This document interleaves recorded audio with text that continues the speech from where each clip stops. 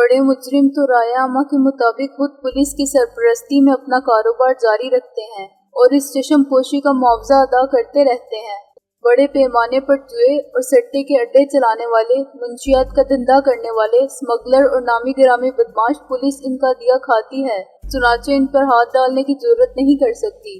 पकड़े जाते हैं छोटे मोटे चोर, उठाई गिरे, लफंगे और लावारिस, या वो शरीफ आदमी जो अपनी जानो माल या इज्जत व आबरू की खातिर मरने मारने पर मजबूर कर दिए जाते हैं।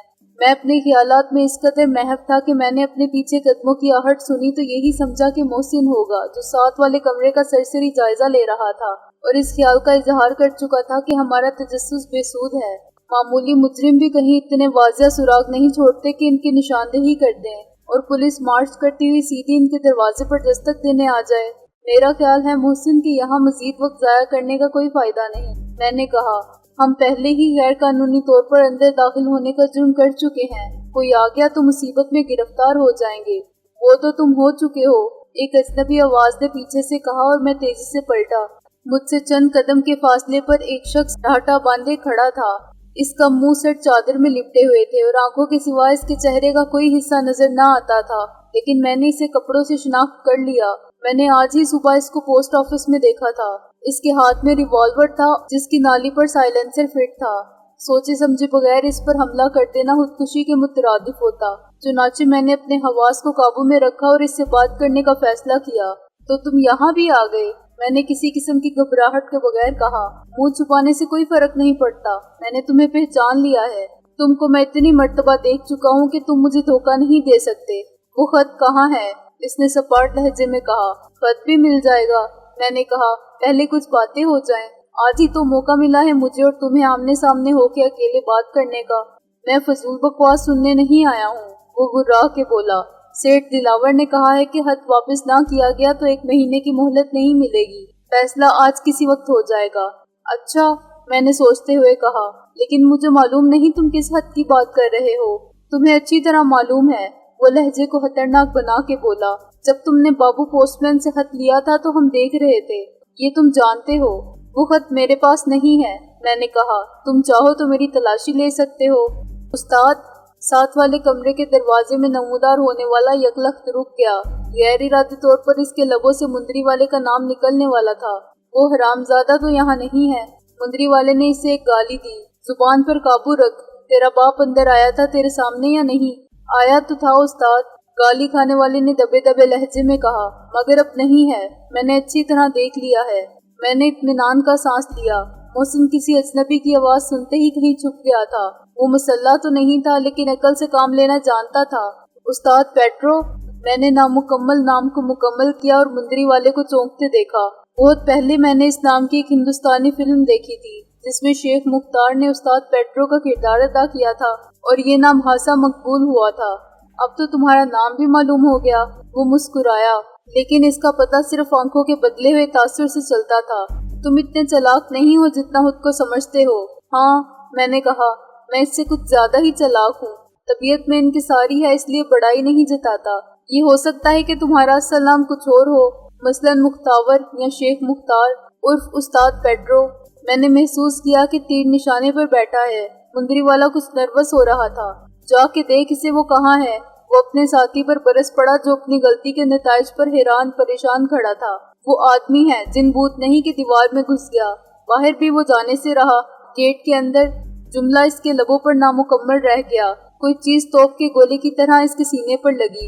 इसका सांस रुक गया और वो लड़खड़ा के एक कदम पीछे हटा। ये वक्फा मुझे मुतहरिक करने के लिए काफी था।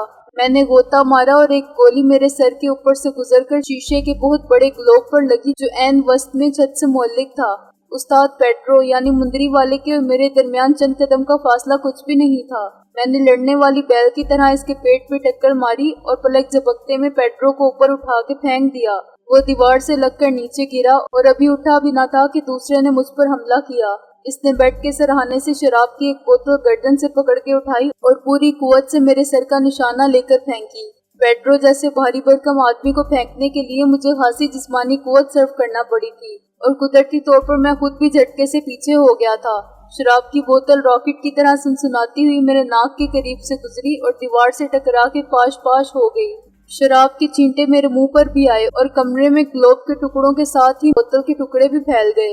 इस शख्स ने बेड साइड से लकड़ी का टेबल लैंप उठा लिया और इसका तार खींचकर तोड़ दिया। टेबल लैंप का निचला हिस्सा लकड़ी से तराशा गया था, लेकिन बिल्कुल चट्टान की तरह नजर आता था। ऊपर का हिस्सा किस्से कहानियों की तरह इस रवायती महलूक जैसा था जिसे अंग्रेजी में मरमेड कहते हैं, और जिसका आधा निचला धड़ मछली का होता है तो ऊपर का आधा जिस्म किसी इंतहाई हसीन औरत का। मुझ पर हमला करने वाले ने टेबल लैंप का बल्ब निकाल के फेंक दिया था जो मोमबत्ती जैसा था, और वो टेबल लैंप को उल्टा पकड़ के आगे बढ़ रहा था ताकि मुझ पर वार करे तो चट्टान की तरह नजर आने वाली लकड़ी के निचले हिस्से की ज़रब हथौड़े की तरह पड़े। पेड्रो फर्श पर गिरते ही कलाबाजी खा के बेड के नीचे होना चाहता था, मगर मोहसिन उसी दरवाजे में से नमूदार हुआ जिसमें से पेड्रो का साथी अंदर आया था, और इसने एक जिस्त बेड पर लगाई। अगर रेशमी चादर पर इसका पैर ना फिसलता तो वो दूसरी जिस्म बेड अबूर करके पेड्रो पर जा पड़ता, लेकिन पैर फिसल गया तो वो अपना तवाज़ुन बरकरार ना रख सका और नहायत बेढब तरीके पर पेड्रो के सामने जा लेटा। पेड्रो ने पेशा वराना महारत के साथ इसके सर पर रिवॉल्वर का दस्ता मारा और मैंने मोहसिन के कराहने की आवाज सुनी। पेड्रो का साथी पैंतरा बदल के आगे आया, लेकिन मैं इससे निमटने के लिए बिल्कुल तैयार था, और अगर मुझे इस पर एक भरपूर वार करने का मौका मिल जाता तो इसका काम तमाम हो जाता। लेकिन पेड्रो ने मुसहरी के नीचे से गोली चलाई जिसका निशाना यकीनन मैं था। पेड्रो का साथी मुतहर्रिक होने के बायस बर वक्त सामने आ गया और गोली इसके शाने में लगी। इसने कराह कर दोनों हाथ बुलंद किए और टेबल लैंप इसके हाथ से छूटकर खिड़की की तरफ गया। बस मैंने खिड़की का शीशा बिखरने की आवाज के साथ पेड्रो की आवाज सुनी। अब तुमने जरा भी हरकत की तो इसके सर में सुराख कर दूंगा। मैं जहाँ था वहीं मुंजमद हो गया और पेड्रो मुसहरी के नीचे से निकल के मेरे मुकाबिल आ गया। इसका ढाटा खुल गया था और मुंदरी वाले टैक्सी ड्राइवर का चेहरा अब मेरे सामने बेनकाब था। इसका साथी शाने के जख्म से बहने वाले खून को रोकने की कोशिश में मसरूफ था और इसने एक टेबल कोर खींचकर जख्म पर रख के हाथ से दबा रखा था। इसके हल्क से दर्द की टेस के साथ खुद ब खुद सिसकी निकल जाती थी। ज्यादा नखरे मत कर, पेड्रो ने गुर्रा के कहा। मामूली सा जख्म है, मरेगा नहीं तू। इधर आके किसी चीज से इसके हाथ पैर बांध दे। इसने बेहोश पड़े हुए मोहसिन की तरफ इशारा किया। बाजू की तकलीफ के बावजूद इसके साथी ने पेड्रो के हुक्म की तामील के लिए रेशमी चादरों को लंबी पट्टियों की सूरत में फाड़ा। गोली अगर शाने की हड्डी में लगी होती तो वो इस हाथ को हरकत तक नहीं दे सकता था, लेकिन जख्म गालबन बैरूनी गोश्त तक महदूद रहा था। रेशमी चादरें बहुत मजबूत थीं, मगर इसने किनारों को ड्रेसिंग टेबल पर से प्लेट लेकर काटा और कोने को पैर के नीचे दबा के इस हाथ से खींच लिया जो जख्मी नहीं था। इन पट्टियों से जो रेशम की रस्सी जैसी थी, इसने मोहसिन के हाथ को कमरे के पीछे करके कई बल दिए, फिर दूसरी पट्टी से पैरों को मिलाकर बांधा और सीधा खड़ा हो गया। मेरे अलावा पेड्रो ने भी इस तमाम कार्रवाई को बगौर देखा था, लेकिन एक लम्हे के लिए भी वो दूसरी तरफ से गाफिल नहीं हुआ था। अब तुम अपना मुंह दीवार की तरफ कर लो, पेड्रो ने हुक्म दिया। मुझे कत्ल करने का हुक्म नहीं है, मगर इसका ये मतलब भी नहीं है कि मैं अपनी जान देकर तुम्हें बचाऊं। देर मत करो। मैंने अपना मुंह दीवार की तरफ कर लिया।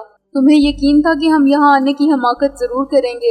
हम इस वक्त से तुम्हारे पीछे हैं जब से तुम वो लिफाफा लेकर फरार हुए थे। वो बोला। अब तुम्हारा सेठ दिलावर इस लिफाफे के लिए इतना फिक्रमंद क्यों है? इसमें जो कुछ था वो तो हमें मालूम हो गया। मैंने कहा।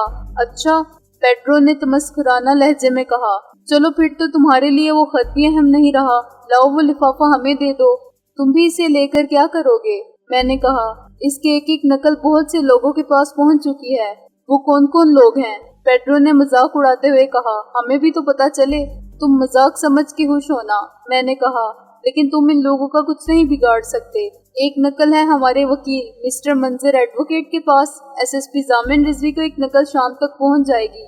गोली मारो नकलों को। कोई अखलाक संजीदा हो गया। सारे शहर में बांट दो इसकी नकलें। हमें असल चाहिए। असल? वो तो हमारे पास नहीं है। मैं तुम्हें बता चुका हूँ। मैंने कहा। मोहसिन से पूछ लो। जब ये अंदर दाखिल हुए थे तो मोहसिन के पास ब्रीफकेस था। पेड्रो ने अपने साथी को मुखातिब किया। तू उधर आके इसे संभाल। मेरी तरफ से खुली छुट्टी है। अगर ये सर घुमा के भी देखे तो गोली चला देना। मैं बेहिस्सो हरकत खड़ा रहा। मेरा अंदाजा था कि पेड्रो से इसका नाइफ ज्यादा खतरनाक है। एक तो इसी वजह से कि वो मुझे बचाते हुए जख्मी हो गया था। दूसरी वजह ये थी कि वो निस्बतन नोआमोज था, ना तजुर्बाकार और नौजवान आदमी जिसे अपने जज्बात पर पेड्रो की तरह काबू रखने की मशक ना थी। वो जरा भी मुश्तिल होता तो पेड्रो की अता करता खसूसी इजाजतनामे से नाजायज फायदा उठाते हुए मुझे शूट कर देता। मैंने इससे बात करने की कोशिश भी नहीं की। انتظار کا ایک ایک منٹ 1 گھنٹے کے برابر ہو گیا۔ میں سوچتا رہا کہ کیا پیڈرو بریف کیس تلاش کر لے گا۔ محسن کو اتنا وقت ضرور ملا تھا کہ اجنبی آواز سنتے ہی وہ ساتھ والے کمرے میں روپوش ہو گیا تھا، کسی پردے کے پیچھے، بیڈ کے نیچے یا وارڈروب میں، اور پیڈرو کے ساتھی نے پوری کوٹھی کے ہر کمرے میں سرسری نگاہ ڈال کے اپنا اطمینان کر لیا تھا۔ اگر وہ تفصیل سے اور اطمینان سے تلاشی لیتا تو محسن کہاں چھپا رہ سکتا تھا؟ یہی اس کے ناتجربہ کار ہونے کی دلیل تھی۔ محسن نے بالکل مناسب وقت پر ایشٹرے پھینکی تھی جو پیڈرو کے سر میں لگتی تو اس وقت وہ لیٹا ہوتا۔ اس کا نشانہ خطا گیا تھا یا اس نے عمدن سر کو نشانہ نہیں بنایا تھا کہ کہیں سر پھٹنے سے وہ مر ہی نہ جائے۔ اس کی کارروائی کے خاطر خواہ نتائج نہیں نکلے تھے تو یہ ہماری بدقسمتی تھی۔ بریف کیس چھپانے کی مہلت اسے کہاں ملی ہوگی، میں نے سوچا، اور میرا خیال درست تھا۔ اسی وقت پیڈرو نمودار ہوا اور اس نے محسن کا بریف کیس بیڈ پر الٹ دیا۔ کاغذات کے الٹنے پلٹنے اور اس کے بڑبڑانے کی آواز سے میں نے اندازہ لگایا کہ لفافہ نہ ملنے پر وہ جھنجھلاہٹ کا شکار ہے۔ میں جھوٹ نہیں بولتا، میں نے دیوار کو مخاطب کر کے کہا، لفافہ ہمارے پاس نہیں ہے۔ پیڈرو نے مجھے گالی دی اور میرے پیچھے آ کے میرے سر پر مکہ رسید کیا۔ میری پیشانی دیوار سے ٹکرائی اور ذرا سی دیر کے لیے مجھے اپنا وجود اندھیرے میں ڈوبتا محسوس ہوا۔ زمین میرے قدموں کے نیچے ہلنے لگی تو میں نے ہاتھ پھیلا کے دیوار کا سہارا لینا چاہا۔ اسی وقت پیڈرو نے میرے سر پر ریوالور کا دستہ مارا اور میں کٹے ہوئے درخت کے تنے کی طرح فرش پر گرا۔ اس ضرب نے پل بھر میں مجھے ہوش سے بیگانہ کر دیا۔ یہ میرا تجسس تھا جس نے میرے ساتھ محسن کو بھی گرفتار کیا تھا۔ پھر مجھے احساس ہوا کہ موسلادھار بارش ہو رہی ہے اور پانی مجھے اور میرے کپڑوں کو تر کرتا ہوا جسم پر بہہ رہا ہے۔ رفتہ رفتہ حواس بحال ہونے لگے۔ یہ کوئی خواب نہیں تھا اور یہ بارش نہیں تھی، باتھ روم کے شاور کا پانی تھا جو مجھ پر گر رہا تھا۔ میں نے آنکھیں کھول کے سر کو جھٹکا اور اٹھ بیٹھا۔ محسن نے مجھے سہارا دینے کی کوشش کی اور شاور کو بند کر دیا۔ کیا حال ہے برادر نسبتی؟ محسن بولا۔ حال ٹھیک ہے، میں نے سر کے ناقابل برداشت درد کو دباتے ہوئے کہا۔ مگر سالار اعظم، میں نے ادھر ادھر دیکھا۔ سوالات کی ضرورت نہیں، محسن بولا، جوابات ہیں۔ ہم اسی کوٹھی کے باتھ روم میں تشریف فرما ہیں۔ استاد پیڈرو اور اس کے دونوں رفیق جاتے وقت ہمیں بند کر گئے تھے۔ پہلے میں بے ہوش ہوا تھا اس لیے ہوش بھی پہلے آیا۔ اس کے ساتھ 2 آدمی تھے، میں نے کہا۔ تیسرا کون تھا؟ وہ باہر موجود رہا تھا، محسن بولا۔ جب انہوں نے مجھے گھسیٹ کر اندر ڈالا تو مجھے تھوڑا تھوڑا ہوش آنے لگا تھا۔ میں نے باہر سے اس کی آواز سنی تھی، غالباً وہ جیپ چلا کے لایا ہوگا۔ باہر سے جیپ سٹارٹ ہونے کی آواز بھی آئی تھی۔ میرے تو ہاتھ پیر بندھے ہوئے تھے، میں نے کہا، اور اس سور کے بچے نے باندھا بھی بہت سخت تھا۔ میں نے پرانا طریقہ استعمال کیا، محسن نے کہا۔ کمرے کے گرد سیمنٹ کے کنارے خاصے تیز ہیں۔ میں دروازے سے پشت لگا کے ہاتھ کو اوپر نیچے رگڑتا رہا۔ تھوڑی کھال بھی چل گئی، مگر کپڑا تھا جلد کٹ گیا۔ ایک بل ڈھیلا پڑا تو ہاتھ خود ہی آزاد ہو گئے۔ اور اب کیا پوزیشن ہے؟ میں نے کہا۔ ہماری آزادی کے امکانات کیا ہیں؟ امکانات بہت روشن ہیں، محسن نے کہا۔ ایک صورت تو یہ ہے کہ ہم روشن دان میں منہ ڈال کے المیے شروع کریں، ہماری آواز کسی نہ کسی کے کانوں تک ضرور پہنچ جائے گی، اور فی الحال تو ہمیں آزادی مل جائے گی۔ یہ الگ بات ہے کہ اس کے بعد ہمیں حوالہ جانا پڑے گا اور واجبات کرنا پڑیں گی کہ ہم اس باتھ روم میں کیسے بند ہوئے۔ دوسرا طریقہ یہ ہے کہ ہم کوئی دیوار توڑ کے نکل جائیں یا دروازہ اکھاڑ دیں، لیکن ہم دونوں میں سے کوئی ٹارزن نہیں، کسی کے پاس کوئی مافوق الفطرت قوت نہیں۔ دروازے کو باہر سے ٹکر مارنے سے اندر کی چٹکنی نکل جاتی ہے یا کیل کھل جاتے ہیں، مگر اندر سے ٹکر ماریں گے تو پوری چوکھٹ گرانا پڑتی ہے جو ناممکن ہے۔ روشن دان میں سے یہ سوراخ نہ ہوتی تو ہم اس میں سے گزر سکتے تھے۔ میں نے اوپر نگاہ ڈالی۔ کیا اس سوراخ کو موڑ کر نکالا نہیں جا سکتا؟ محسن نے مایوسی سے انکار میں سر ہلایا۔ یہ مسئلہ عقل سے حل ہوگا، طاقت سے نہیں۔ اس نے باتھ روم کیبنٹ کو کھولا۔ اس میں کچھ دوائیں ہیں۔ میں نے سر کے زخم پر ٹینکچر آیوڈین لگائی ہے۔ معمولی زخم ہے، تیرے سر پر صرف گومٹر بنا ہے۔ اس نے ایک پیکٹ میں سے اسپرین کی 3 گولیاں نکالی اور ہتھیلی پر رکھ کے مجھے پیش کی۔ یہ لیجئے اور مگ سے پانی نوش فرمائیے۔ میں کھا چکا ہوں اور یقین کیجئے اس وقت یہ جادو کی گولیاں بڑی مؤثر ثابت ہوئی ہیں۔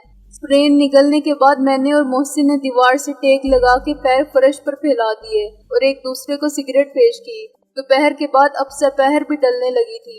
خالی پیٹ میں سگریٹ کا تلخ دھواں تیر کی طرح لگا۔ مجھے بھی یہ فکر نہیں تھی کہ ہم اس قید خانے سے کیسے نکلیں گے۔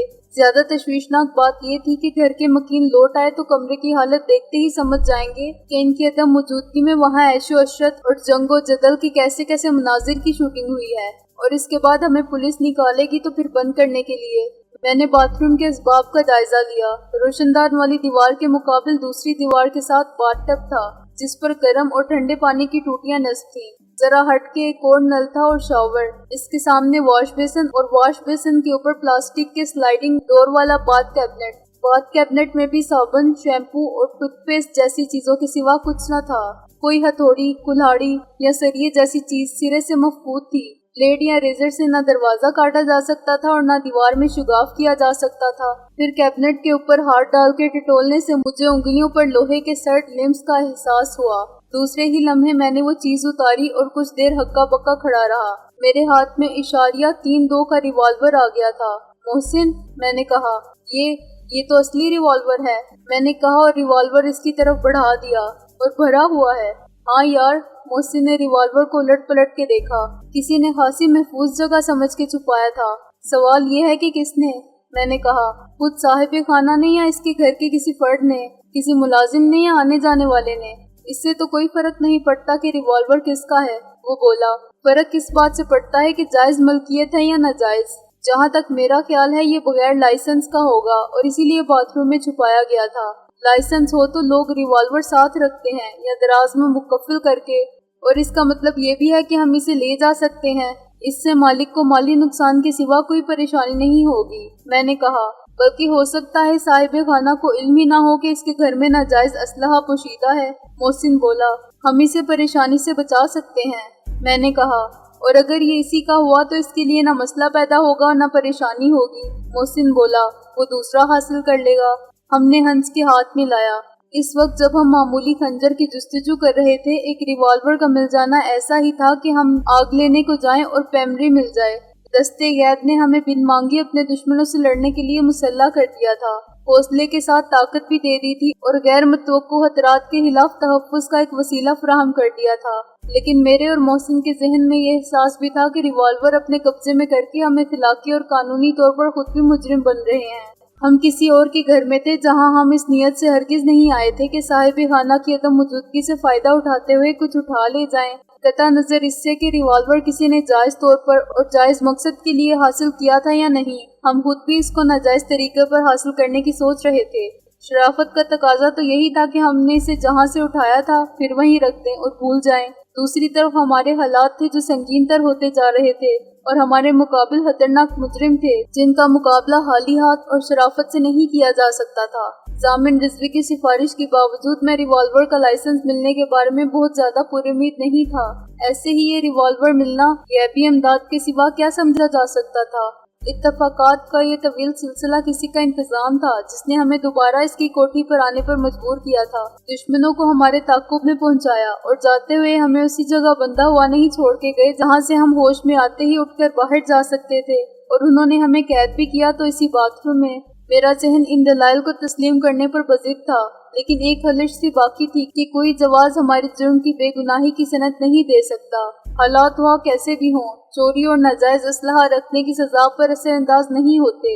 شاید میں ریوالور کو واپس وہیں رکھ دیتا، مگر محسن نے اچانک کہا، یار سکندر، میرا خیال ہے یہ وہی ریوالور ہے جو استاد پیٹرو کے ہاتھ میں تھا۔ تو نے تو زیادہ قریب سے دیکھا تھا۔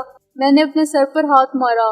لا حول ولا قوت، یہ تو مجھے پہلے سوچنا چاہیے تھا۔ سائلنسر لگا دیا جائے تو یہ وہی ریوالور ہے۔ اتنا تو مجھے بھی خیال ہے کہ وہ اشاریہ 3-2 کا کچھ اسی قسم کا ریوالور تھا، محسن نے کہا اور ریوالور میری طرف بڑھایا۔ بس سائلنسر ہٹا لیا گیا ہے۔ میں نے ریوالور کو غور سے دیکھا۔ اس نے 2 گولیاں چلائی تھیں۔ اگر اس کی چیمبر میں 2 گولیاں کم ہوئی تو یہ ایک ثبوت ہوگا، لیکن چیمبر کھول کر دیکھنے پر مجھے 2 کی جگہ 3 گولیاں کم نظر آئیں۔ پھر میں نے ریوالور کا دستہ دیکھا تو مجھے اس پر خون کا ہلکا سا نشان نظر آیا۔ یہ خون مکمل طور پر خشک نہیں ہوا تھا۔ میں نے اس کو انگلی سے چھو کر دیکھا اور میرا شک یقین میں بدل گیا۔ میری انگلی پر ایک بال بھی آ گیا جس کا رنگ ہلکا بھورا تھا، بالکل محسن کے بالوں جیسا۔ یہ ہم بعد میں سوچیں گے محسن کہ وہ لوگ ریوالور یہاں کیوں چھپا گئے تھے۔ میں نے کہا، ریوالور وہی ہے، اس سے وہ مسئلہ تو حل نہیں ہوتا جو فوری طور پر درپیش ہے، یعنی بخیر و عافیت باہر نکلنے کا۔ محسن نے کہا، 2 فائر کر کے نٹ بولٹ اڑائے جا سکتے ہیں۔